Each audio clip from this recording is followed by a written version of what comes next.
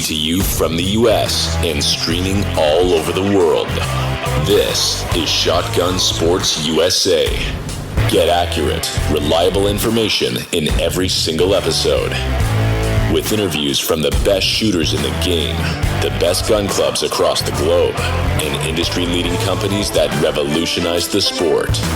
Find us online at shotgunsportsusa.com. Shotgun Sports USA is driven by Beretta, the #1 choice of champions. Also brought to you by Cole Gunsmithing, Rick Hemingway's Pragmatic Trap Sales, Castellani USA and Ultimate Shooting Accessories, Sound Gear Phantom, Clay Target Vision, and Clay Shooter Supply. Welcome to the show.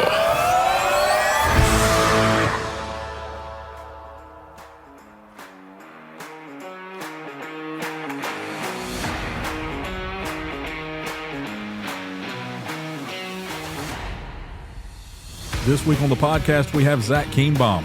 We talk a little bit about his performance so far this year, and then we discuss his brand new online instructional video. Find out why, when, and how all of this was produced and what it took to make something this cutting edge come to life. If you have not treated yourself to this yet, you truly do not know what you are missing. Check out this short sample from one of the chapters. Like I said, when the mind goes blank, that's when distractions or internal anxiety is gonna raise its ugly head. I'm trying to fill my conscious mind up with nothing but vision, and vision at the end of the shot. Vision when I'm pulling the trigger. That moment that I'm pulling the trigger, I have just conscious thoughts of seeing it and see it late. A lot of times I'm pulling the trigger on the late part. When I'm telling myself late, in my own mind, that means keep my eye on that target. See that bird at 100%. See that bird the best as I'm pulling the trigger. That moment right there, that is the critical moment of any shot, whether it's an easy shot or a hard shot. Staying calm in that moment and giving yourself that conscious thought to remind yourself to see the bird best at that moment. In my opinion, it trumps all in the fact that it gives your mind something to do. Welcome Zach Kienbaum and Desiree Edmonds to the show.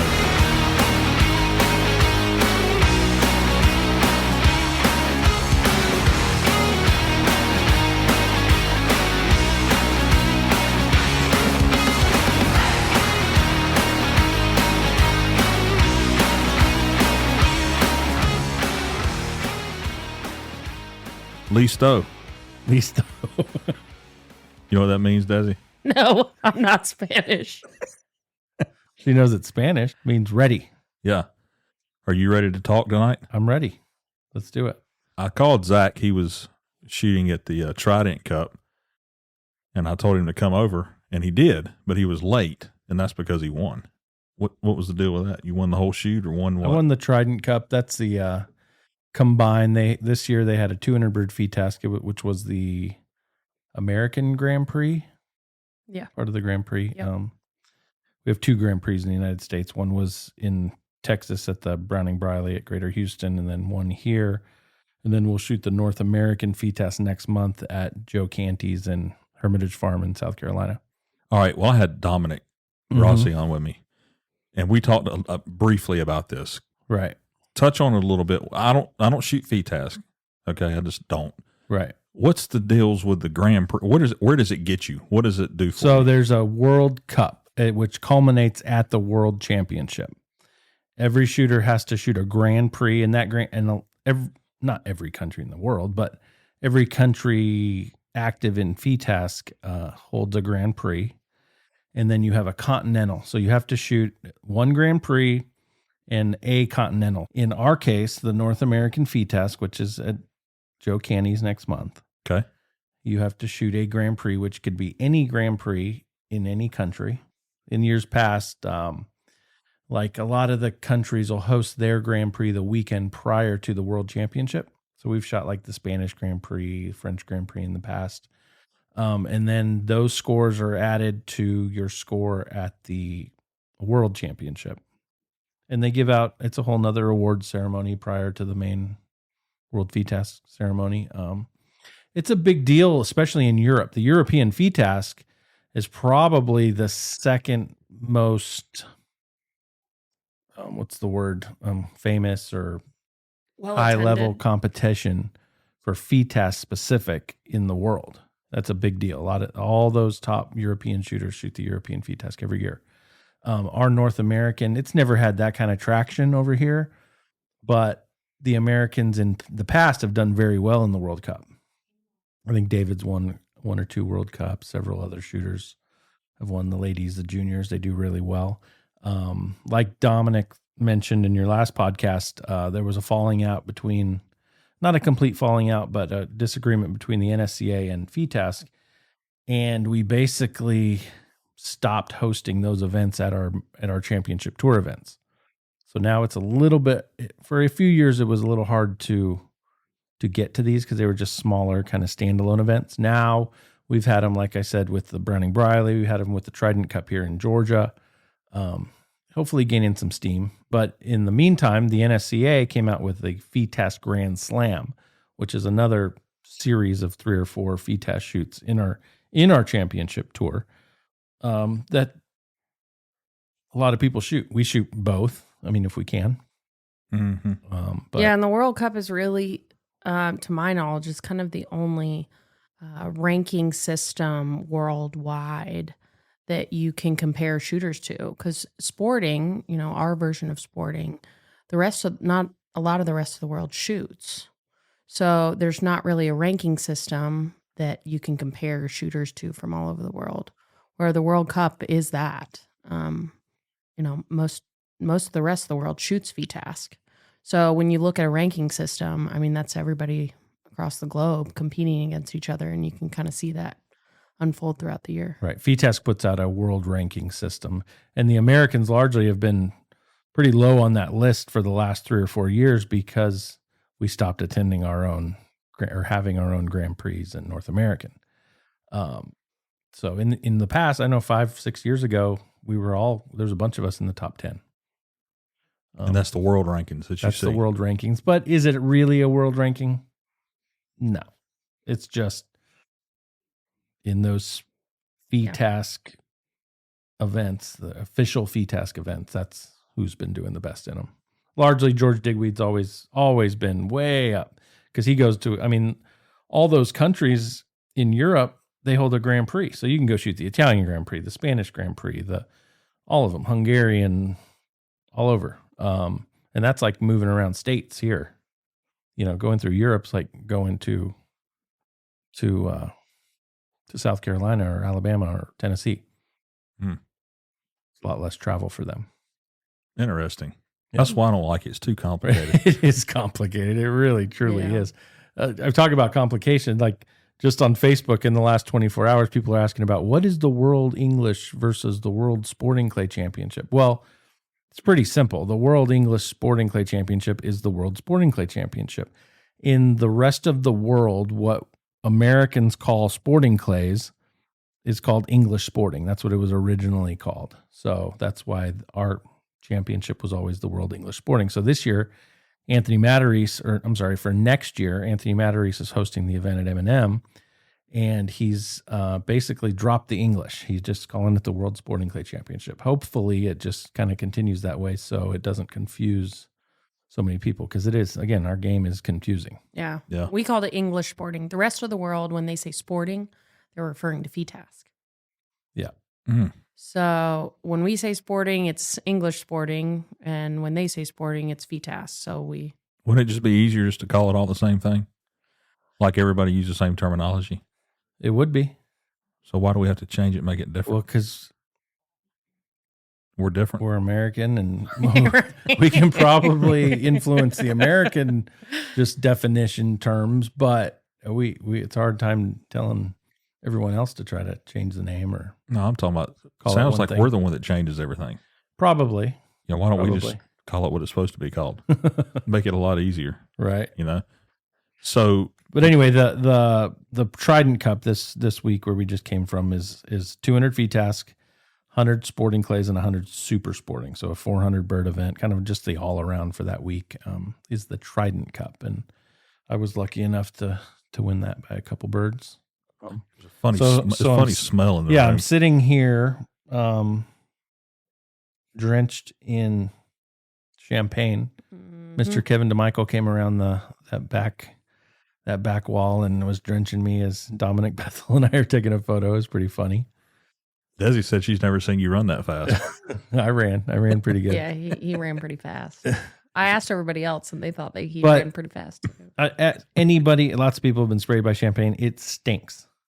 And it's sticky. And it gets sticky. Yeah. And I didn't have a change of clothes to come here, and here I am. Yeah, Dominic actually asked me before that all went down. He was like, so we're going to, do the champagne thing. And he was asking me if I wanted in on it. And I was like, well, I better not do that, because it just comes better from someone else. And he was like, well, I just want to let you know I'm apologizing in advance. And I'm like, what? He's like, well, you have to ride home with him and he's going to smell. Right. I don't smell you. I do. Do you? Yeah. You smell yourself? Yeah, definitely.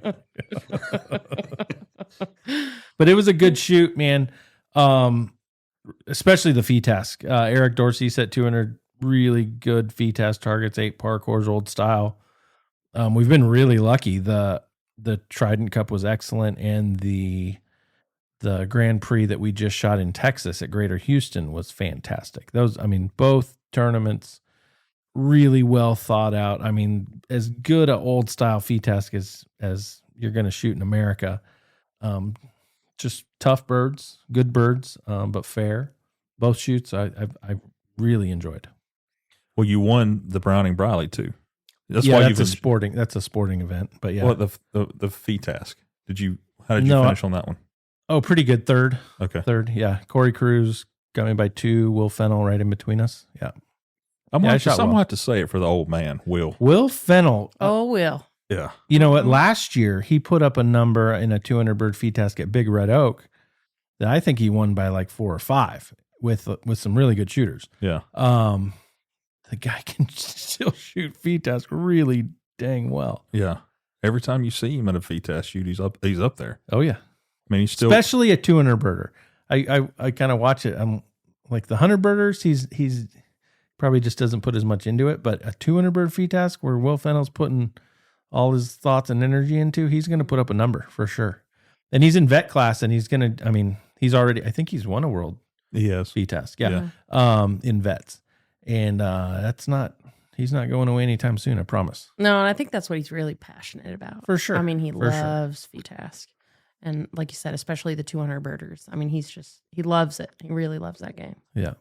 Well, you can tell by the way he shoots it. He shoots it well. I got you over here because I want to talk about this new video. What do you call it? Training video? What do you call it? Instructional video. Instructional video. Yeah.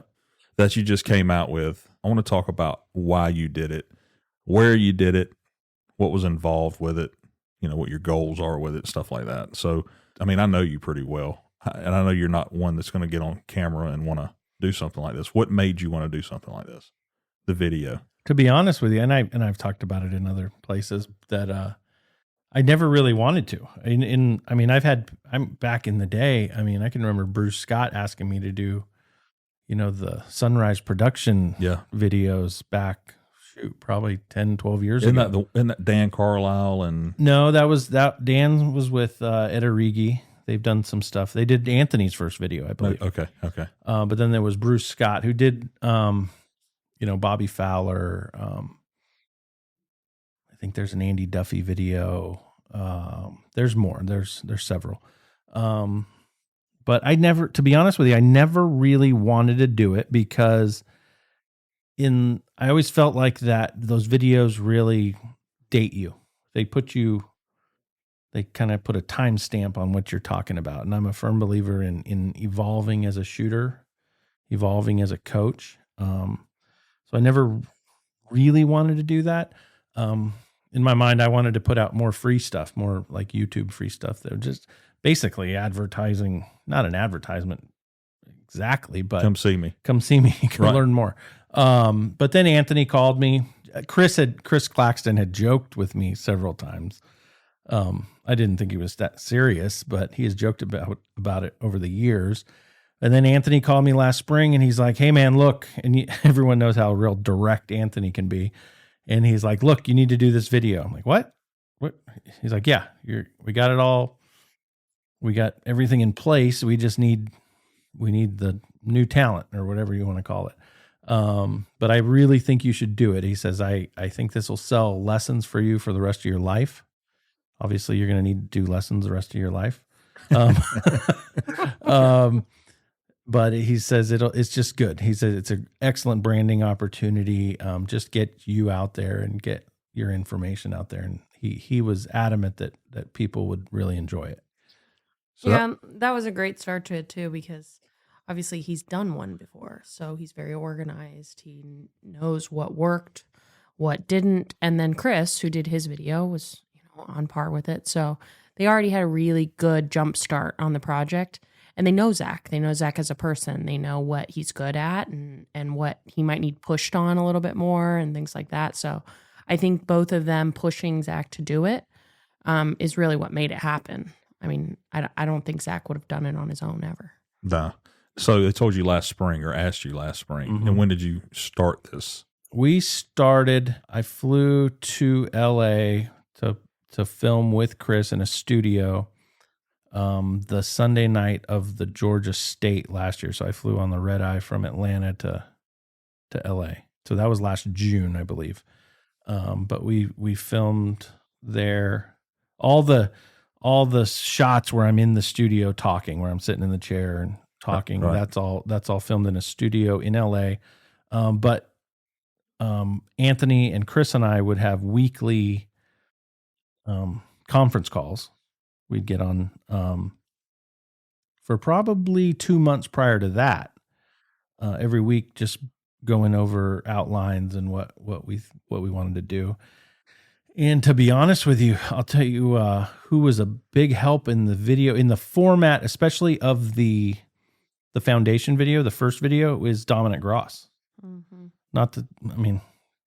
Talk about Dominic all the time, but he was huge. He was in Savannah with me doing some lessons. He was here for a weekend shooting with me, and I wanted him to come because I don't know if a lot of the listeners know Dominic, but he's just, in my opinion, just a super focused individual. Yeah, he's sharp. He's helped me with a lot.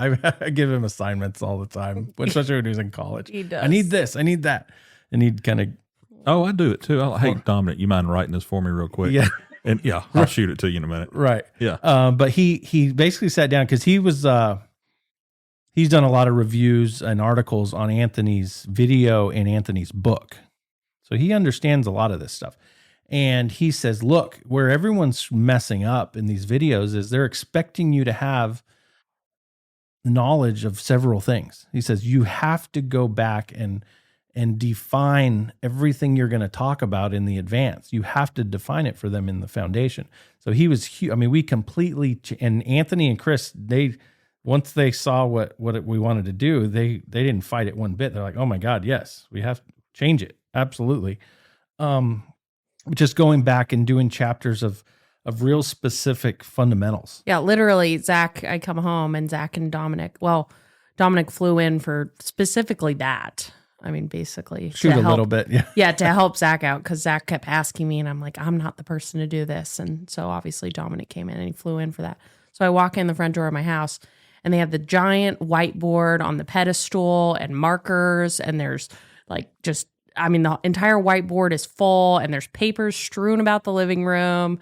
And I mean, Zach's sitting there, on the couch, and Dominic's like a professor, standing up at the whiteboard, trying to get all of this together. It definitely showed. Well, and so the beginning of this series, you talk about everything. I mean, you just go through steps. The foundation, it really defines lots of specific things. hold point. What is hold point? Yeah, what is, shotgun like shells, stuff that you get a lot of. What Dominic had said is all the previous videos, they basically jump in halfway. They jump in halfway through the story. They didn't give you that beginning shooter what all this stuff is. I think it came together good. You have to have that. And that was, I was talking to Zach a minute ago, and this isn't geared towards advanced shooters at all. I mean, it is. It is. But it's also it's geared towards beginners. I honestly, I've watched it too many times. I don't want to watch it again. But did you see the sweat on your lip? But it is in about the third. Desi, did you notice that in the video? Yeah, if you'll go to about the third chapter, I guess it was number 3. He didn't have any sweat on his lip. There was a makeup artist in the studio. She was patting him down. No. It was hot, dude. Like, I'm telling you, we were in a really cool studio, but it was upstairs in the arts district there in Los Angeles. And they just had a heat wave right when I got there, and it was literally 90 something degrees in there, and I'm wearing a button-up shirt and sitting in a chair still, and it was hot. They have any air? We brought in some. I'd have had to outside. Reschedule. They did for the second day. They had air blowing on me, and it was much more comfortable. But Desi's right. We had a full. I mean, this was a serious production. This was done. Chris did it right. You had a makeup artist. We paid a makeup girl $800 a day for 3 days. Wow. Didn't he look good? Oh, yeah. Yeah. I can remember asking Chris, "Do I really have to sit in this chair like this?" It's like, yes. With your hands crossed, standing there just looking. I thought it was good though. When we were editing the video, like watching it with just that video of me standing there talking about all this stuff, it was painful for me. I hate watching myself. I hate listening to myself. But once he started adding in the video, the different, shot cam shots over the shoulder and other B-roll type stuff, I'm like, wow, this is really good. Yeah. Yeah, that's one of the things about the video that I'm most surprised in a good way about is the visual aspect of it. Listening to someone, it's always better. It's always easier to listen to something when you have a little bit of a visual, or at least in your own mind. Mm-hmm. So for a beginner, it's a great experience because you have no expectations in your mind. You have no predetermined, image or what it should look like. And for an advanced shooter, you have what you feel like it should look like, but then you get, what it is on the video. So you can kind of compare and contrast. The visuals are really good on your video. I think it's super valuable for anybody, even a seasoned shooter. Promise you, just to see if I approach 3 or 4 different presentations differently than you do, and I shoot those birds better than you do, you better switch to what I'm doing. Right. Yeah. Yeah. That's how my shooting has evolved. It's 100% how my shooting has evolved. I used to shoot birds wrong not that long ago, 5, 6, 7, 8 years ago. I was definitely approaching certain birds in the least consistent way, or not. So who told you that? Least. Who told you, or did you just figure that out yourself? That's just that's being a student of the game. That's being humble enough to realize that I might not be doing everything perfectly. That's conversations with Anthony and other top shooters, teaching some of these Team USA super schools we've done over the years, just being around all the best shooters. And understanding that what I was doing wasn't necessarily working as well. When you're in a shoot off with somebody and they throw this big 70-yard bomb out there and I'm killing 3 out of 8 and someone else is killing 6, 7, 8 out of 8, they're obviously doing it better than I am. And if they're doing it differently than I am, then I better be really paying attention. You got the advanced, and then you got we have the foundation and the advanced. Yep. You can buy them individually or as a package. I highly, highly recommend getting both. Yeah. I don't know why you would want to buy them separate. Yeah. And a big point that always reminds me, because a long time ago, you took the NSCA level 1 certification to do instruction. Obviously, you didn't need to take that course, right? You're a very experienced shooter. You're a student of the game. Going into it, you thought, what is this course ever going to teach me? And when you took that course, you said that after you took it, you said there was a lot of really valuable information in there. Part of that was as an instructor that maybe you took away just to better explain what you already knew. So even for an advanced shooter, it's important to sometimes cover your bases again. It's important to go back to those fundamentals to make sure that you're on the same page, that, a refresher is never a bad thing. even if it's information that you already know, it's said in a different way. It's delivered in a different way. And it can kind of, turn on those light bulbs sometimes that maybe you were missing. Yeah. I think that, that's important to do no matter what. When you're having a problem, usually the first thing you look at is, you go back to the beginning, right? I mean, just everything in that whole, the foundation leading up to the other DVD or whatever. I've had guys that are made All-American teams message me in the last couple of weeks that they love it and they've learned a whole lot of different stuff. Yeah. So compare that to, say I wanted to call you and get a lesson on Monday at 10:00. How much better is it to have this video than actually come to a lesson? If you've never taken a lesson from me in the past, yeah, I think you'd be crazy not to get the video first. And then if you have something booked with me it's huge. You basically show up to the lesson speaking the same language. That's what, your first hour or 2 hours with any instructor is just getting to know each other, getting to know them and understanding, just getting on the same page. Right. Yeah. I think people that are interested in taking lessons from me, it's a huge tool, and people that have taken lessons in the past, just to have that resource and to go back on and look at that stuff. Yeah. So you're saying if they get this and come see you for a lesson, you're already 6 months ahead. Oh yeah. And it's a heck of it would take, I was just brainstorming with some guys this weekend. And I'm like, I think it would take 15 hours, 20 hours to get. Yeah. Actually, it's probably more than that. But to cover the same stuff, but I think it's a huge supplement. Yeah. Excellent. Yeah. You can watch it when you want to with streams. Yep. So you can watch it on your phone, iPad, TV. Much easier for me to go back now and look at it versus in our editing processes when I'm just watching it straight through like a movie. Mm-hmm. It like I said, before we had all the B-roll and everything in there, it was just painful for me watching it like a movie. But now being able to just click on a chapter and watch, 5 to 12 minutes, it's very easy. Yeah. And pick and choose what you want to look at that day. All right. So I get to chapter 9, have a question. How do I get a question answered? Well, you can go on there. So there's bullet point notes of each chapter of what I've talked about. And then there's a forum underneath where you can type in questions or discuss. And you answer those. Mm-hmm. In time, I think those are going to become really, really valuable. Think 5 years down the road, if people really take advantage of that, and it may not be just talking to me, it could be talking to each other or just talking about their, a lot of this is perception. This whole game is perception. We all don't see the game over the gun the same way. Eye dominance plays factors, experience plays factors. So I think people just discussing through their own eyes or just talking about it, I think that could become hugely valuable in time. Yeah, so if you're learning something, right, just like if you're going to school, right, you have a book for the class, and then you have an instructor for the class. So you have to go to class, which would be taking a lesson, to further learn what you read in the book or what you saw on the video.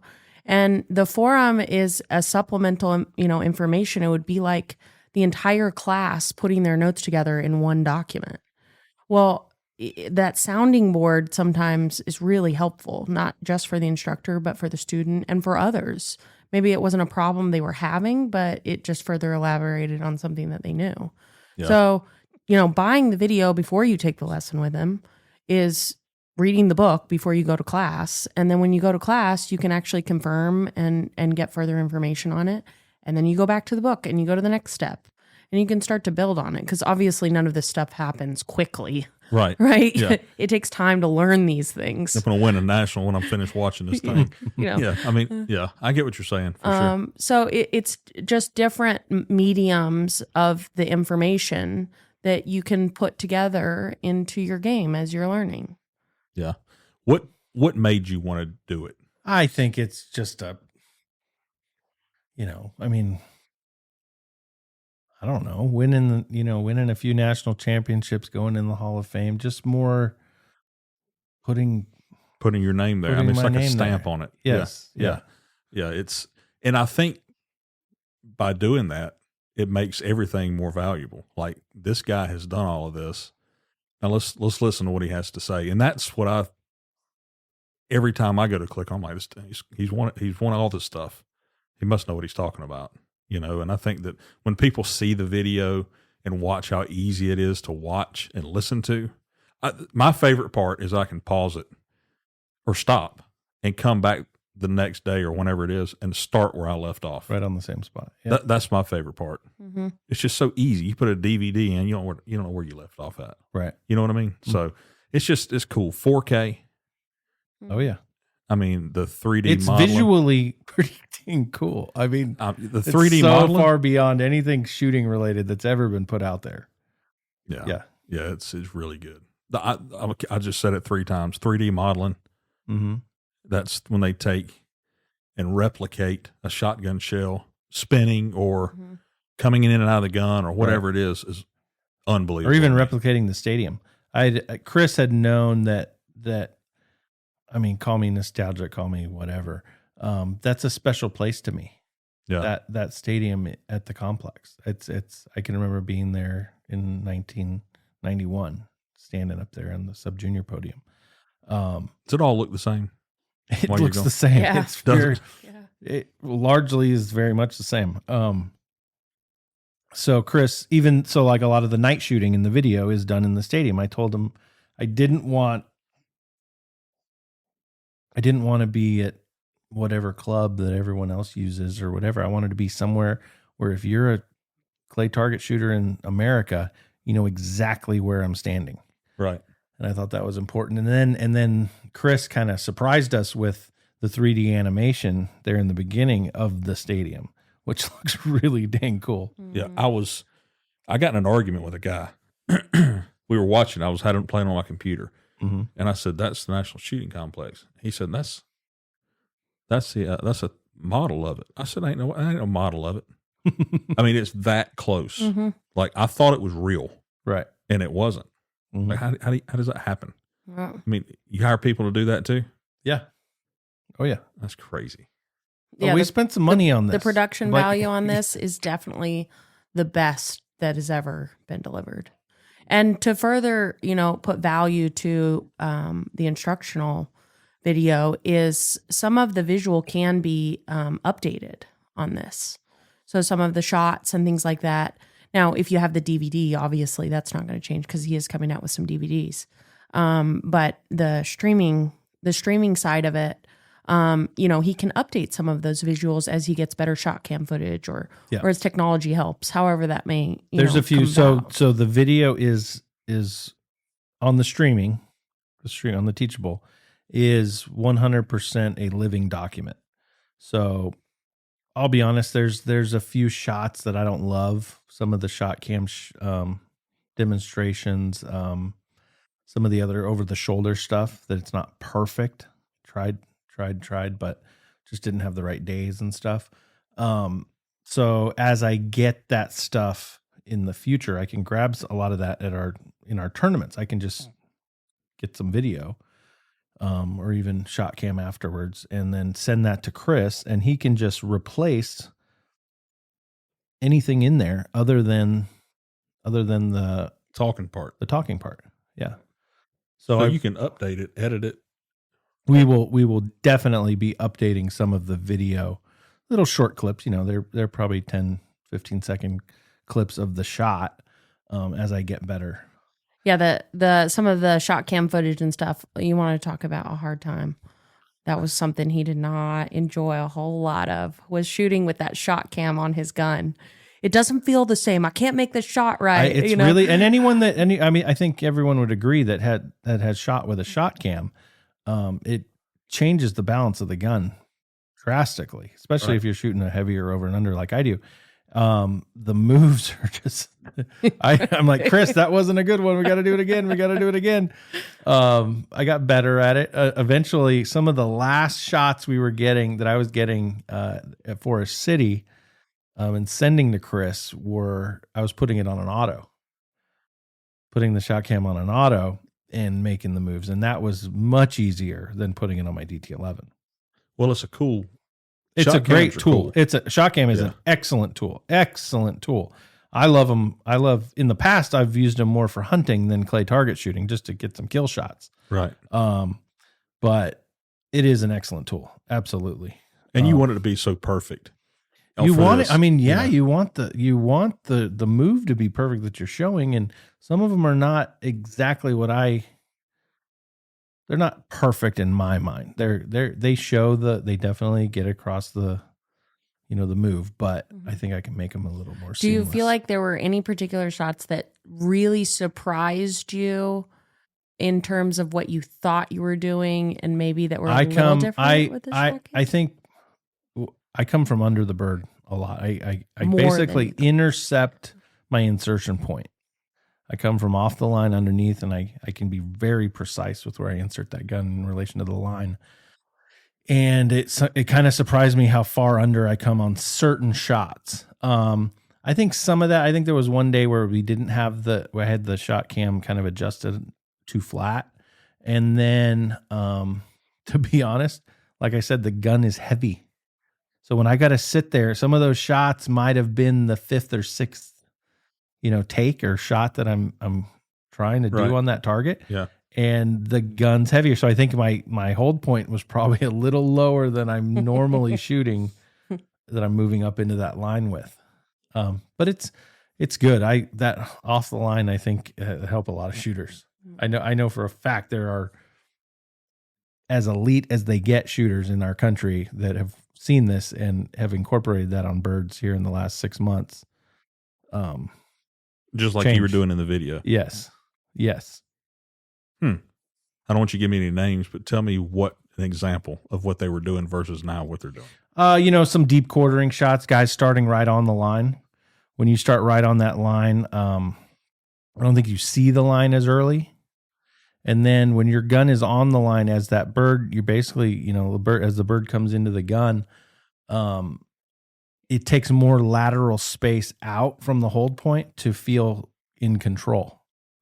So it's with me coming a foot or two under the line, as I merge up into the line, I'm closer to the speed of the target than the guy that's holding on the line. Because as I merge, I've got some momentum going. As I merge into that front edge of that target, I am already accomplishing a lot of the matching of the speed, right, which takes further out to do with a guy holding on the line. So you're saying some of these guys are right on the line and you're dropping yours a foot or two under it so you can see it. I'm sure your brain recognizes the line much earlier. You see the bird earlier, and you can precisely, I promise you, very precisely, you want to start on the back edge of something. You want to start on the front edge of something. You want to start a couple feet out in front of something. You can do that in very, very precisely by kind of intercepting, coming up from under the line to that spot. You may not be firing right there, but it's kind of the start of your connection and control of the target. What else did you find out while making this, some mistakes you may have had or made? I don't know about mistakes. Like we had no script. None of it is scripted. It's 100% an outline and Chris asking me to talk on various subjects. So some of the chapters that in my mind, I have people watch them and they don't notice it, but I notice it. To me, I kind of run on, and basically those were 2 or 3 takes of that doing that chapter. It took 2 or 3 takes of me talking about it to get all the information, because again, there's no script. I'm just going off a subject in my mind and just speaking on it. So that's all off the rip, like all of it, 100%, all of it. Really, that impresses me even more. All of that is years and years of teaching these subjects and talking about these subjects, and just me just getting it out. And so like there's 2 or 3 chapters, like I said, that I feel like I run on, but I was missing something, and Chris reminded me and had me go back. In hindsight, if I was doing another video, and we may do another third part of this down the road. If I had to do it again, I would just say in addition to, or, just nobody that. notices all this stuff he's talking about. I don't think they do, because I've asked people and they don't notice it like I do. Yeah. So you got DVDs. You're going to release this on DVD? Is that like something? Yeah, we've had people ask about, Blu-ray or DVD, that just some old school people or people that aren't real comfortable on the computer or on their phone. So plans for the future with this? You keep talking, you're going to build on it. This is just the start. Is there anything else you have in mind that you'd like to do? Chris and Anthony are going to do one, do another one here this summer. I don't know if I should. Yeah. They already talk about it. Well, you can just go on their website. On our website, they're doing one with George Digweed this summer. Right. I think I would like to add a third video down the line with Chris and Anthony, probably on FETASC or low gun. Please. I think people, this video is mounted sporting clay shooting, sporting 5-stand, any of the mounted disciplines in sporting. Cause I've definitely, I'm not going to say perfected, but I'm a firm believer in shooting a mounted game in sporting clays because of the necessity of repetition. Okay. That being said, I grew up shooting in the early 90s. We had to shoot low gun. So from day one, I was shooting low gun, and I can transfer back and forth from mounted to low gun seamlessly. It takes zero effort. Desi jokes that she thinks I'm better low gun than I am at mounted, but this video is not covering any low gun shooting. So down the road, I could see doing probably an hour-long FETASC video. Yeah. Would be really valuable. Just adding to the... I might start liking it after watching somebody tell me how to do it. You know what I'm saying? I mean, it's... Yeah, and there's a lot of things that overlap, obviously concepts and things like that, but he does shoot his FETASC very differently than his pre-mounted. And a lot of good shooters do. They don't shoot it exactly the same because it's not the same game. No, back in the 90s, game. I promise you, everyone, all these coaches, all these people, English guys coming, moving over here, they all stress that, sporting and FETASC are the same and they shoot them the same. In modern sporting clays, that could not be any more untrue. Okay. You better be able to mount the gun. Yeah. You better be able to mount the gun and call pull. You're at a huge disadvantage if you're not. Huge. Tell me why you say that. It's just, like I said, you got to make the move 3, 4, 5 times. Okay. So the taking the mount out of the move allows you to get to the target way faster. So you have more room to move with the target, more room to get control of the target. It is a massive advantage. No, there's no question. Yeah. You're talking about like a fast trap target. Fast quartering. Yeah. But I shoot my crossing targets mounted. I move, there's, we're not are you more comfortable shooting it mounted or unmounted? I feel like I'm in sync with the target earlier. Yeah. From a mounted gun. That being said, I can do both. You got to be able to do both. Yep. But that's me as a sporting and FETASC shooter. There's a lot of Americans in the United States that don't shoot FETASC. Why is that? I noticed that, but why is that? More rules, more confusion, just like we started this podcast with, probably. I don't know. Yeah. Yeah. It's expensive. It's more money.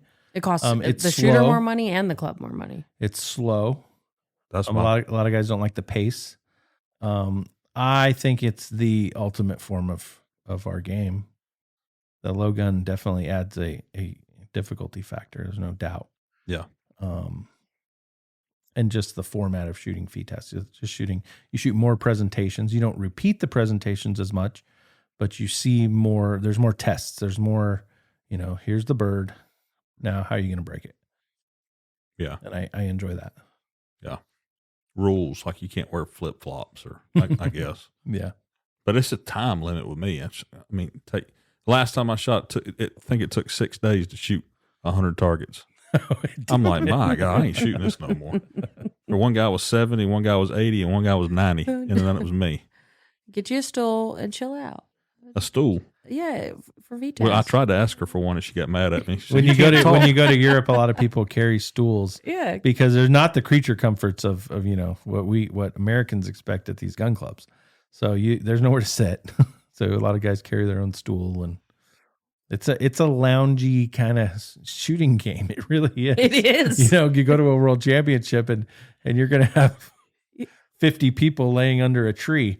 You do kind of hanging out. I'm serious. You do. You do a lot more sitting than you do shooting.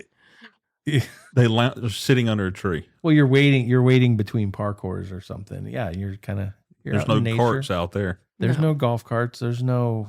You're walking. There's no. They're going to drop you off in a van. They're going to drop you off in a van at a spot, and you're going to work your way through that parkour. And then there's going to be you might have a little bit of a hike, and then a waiting area. So those waiting areas, there's very few benches and very few. Can you get a caddy? Have you ever thought about that? We ought to get you a caddy when you go. That would be my mom. Anybody wants to be Zach's caddy at that World VTAS, right? Would you let somebody do that? I don't know. That would be embarrassing. No, it wouldn't. But I feel like there are other shooters that have caddies. I do feel like I've seen them. All right. So what's your plans next? I'm not talking about the video. I'm talking about shoots. You're going to Northeast Regional. We go home. I got lessons all week, and we're going to leave next Monday for M&M for the Northeast Regional. It should be a great week up there. A little bit of coaching after that Memorial Weekend's kind of in limbo. We'll probably hang out there with Ant and Jess or John Comerford. But we got to get back for the Southeast Regional right after. Literally a week? It's the weekend after Memorial Day. Yeah. Yeah. So we got to be right back in Big Red Oak. Should be a good event. And then time's fine. We got Northeast a weekend, Southeast a weekend, Georgia State a weekend. The North American FETAS. North American FETAS, and then we leave for overseas. Yeah. So do you know this? You might not know this. Are they doing super squads at all the big shoots this year?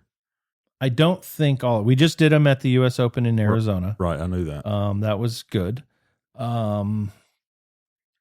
As far as I know, it's just the Nationals and U.S. Open this year. I don't think any other regionals are, but don't hold me to that. I don't think so. Do you think they should? I would like. I do think they should. Down the road, I think all of our championship tours should be super squatted. It just makes it more fair. We've gone on about it on this podcast before. Mm-hmm. Just getting all the good shooters out there at the same time, same weather, same targets, all together. It only adds excitement. It adds pressure to the shooters, but it's okay. Somebody brought this up, and I don't remember who it was, but if you took all of the D-class shooters and made them all shoot together, and same thing for all the classes, how much more competitive it would be? I don't know. I never thought about that. I mean, think about it. If you took all A-class shooters, there's a lot of good there's a lot of good shooters in those lower classes, and you stuck them all together and made them shoot with each other. Right. I mean, how much better would they do, or how much worse? I don't know, but it would be pretty neat to see all that. Yeah. I don't know how you do that, but I think it'd be cool to do it. Try it. That dinner was really good. What dinner? This wife's dinner. Yeah. Really good. She's good at cooking now. Obviously, look at you. Yeah. What you talking about? But so you're gonna leave here, go home. You got lessons all week? All week. I got people coming in from Texas, Wisconsin, North Georgia, and South Georgia this week. Well, that's good. Yeah, real good. They want to get a little piece of the action. How can I be like Zach? Kind of like that old, what was it? Want to be like Mike? Want to be like Zach? I don't know. So if someone wants to, or let me back up. When someone decides they need to have this in their life, where do they go to buy it? You go to claytargetinstruction.com. And you can buy all of them. You can buy Anthony's video. You can buy my video. Here's how this works. You buy this, you get an email, because I did it. Log in, and start watching, and it keeps up with everything we've talked about. You'll see it's so simple to use, and I think if you're serious about this sport or getting serious about it, you would do yourself an injustice not to buy it. That's my opinion. I'm biased, but I agree. Huge, I'm not huge value. Yeah. Huge value for what it is. And for those wanting DVDs, those are coming too. Yeah. There's no reason not to. Yeah, it doesn't make sense. I mean, if you're in it and if you travel to one tournament a year to shoot competitively and you have not watched this, you're not doing yourself any favors. Right. That's what I think after watching it, and I think you did a good job on it. Chris did a great job. Anthony was involved. Everything he touches, he does good with. So congratulations on that. Thank you. And can't wait to see what's next. Desi, when are you going to do one? Oh, I don't know about that. We got to think about one it. day. When has a woman ever done a training video like that? That'd be cool. Yeah. Bam. I get a cut. If any female American sporting cut shooter is going to do one, Desi's the most well-spoken, best on camera, but easiest to understand out there. Yeah. So if there was going to be a woman, it would be Desi. I better go practice so I can make those shots. Practice. Practice. All right, guys. Thanks for coming over. Thanks, Justin. All right. Bye. Thanks for listening. For more episodes, go to our website, shotgunsportsusa.com. And don't forget to follow us on Instagram and Facebook.